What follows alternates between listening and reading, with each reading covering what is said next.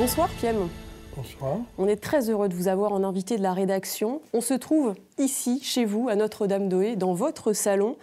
On ne vous présente plus artiste, journaliste, illustrateur, homme de théâtre et bien sûr dessinateur de presse. Vous avez travaillé avec les plus grands, Le Figaro, La Croix.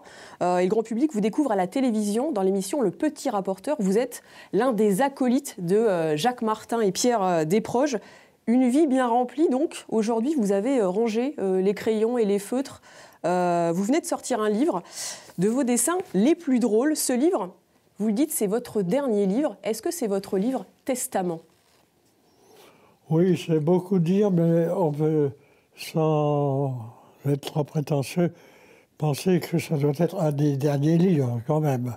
Parce que l'auteur, l'âge l'a rattrapé. On le rappelle, vous avez 95 ans aujourd'hui. Et oui, et 95 ans, c'est rien quand on a 75 ans. Un petit mot sur cette couverture. Oui, eh bien, pour te le dire, j'étais sceptique sur un livre final, en quelque sorte. Et puis, j'ai laissé faire mon éditeur, avec qui je m'entendais très bien, Le Cherche Midi.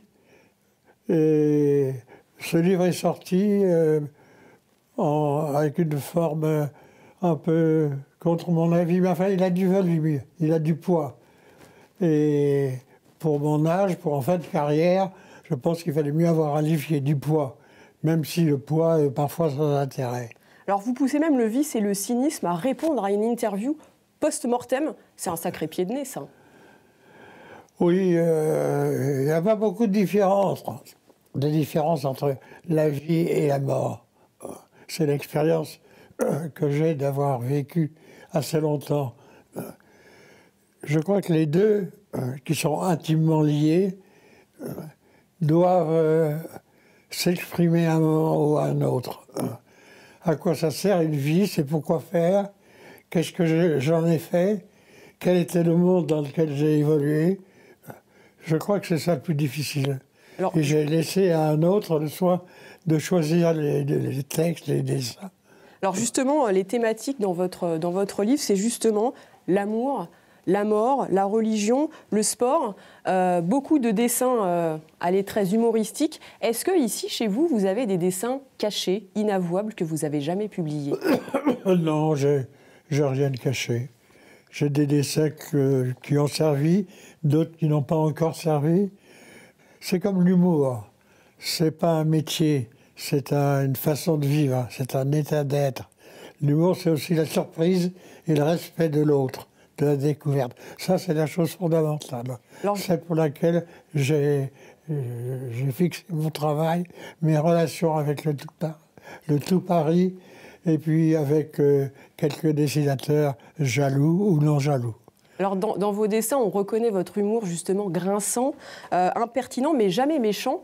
Est-ce que votre premier juge, c'est votre épouse, Elisabeth? Est-ce que c'est elle votre premier juge? Elle fait partie de ma vie, il n'y a pas de doute.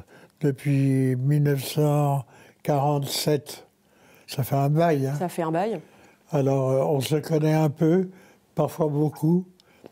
Mais elle est d'abord la mère de nos enfants, puis celle qui m'a accompagné.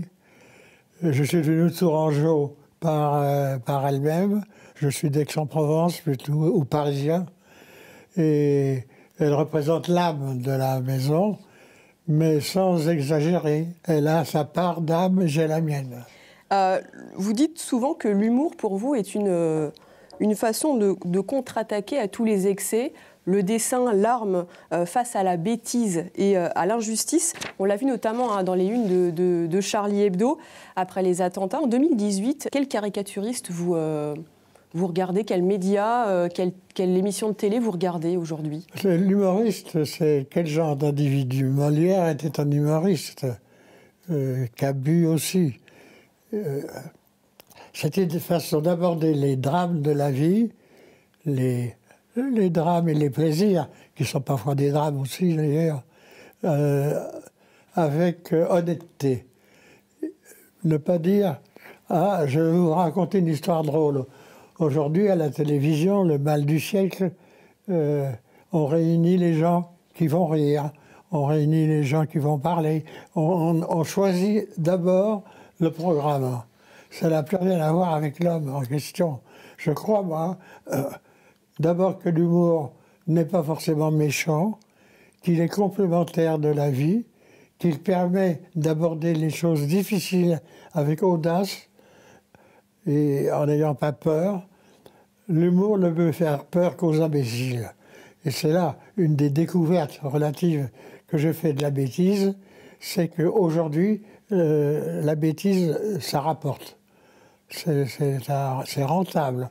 On réunit des gens, si possible idiots, c'est pas difficile à trouver, prêts à passer à la télé, qui n'ont rien à voir avec l'histoire et l'individu en question. Et ça représente l'humour. Qu'est-ce que vous diriez aux jeunes dessinateurs, aux jeunes caricaturistes d'aujourd'hui, s'ils avaient envie de se lancer dans le métier? Essayez autre chose. Ça vous donnera peut-être du talent. Ça veut dire que vous avez des regrets, vous, Piem? Pour moi, non, je ne savais faire que ça. Enfin, j'ai été lancé dans la vie sous l'occupation allemande, en dessinant pour Témoignage chrétien, qui était un journal engagé, avec une morale qu'il défendait, et qui était un peu la mienne.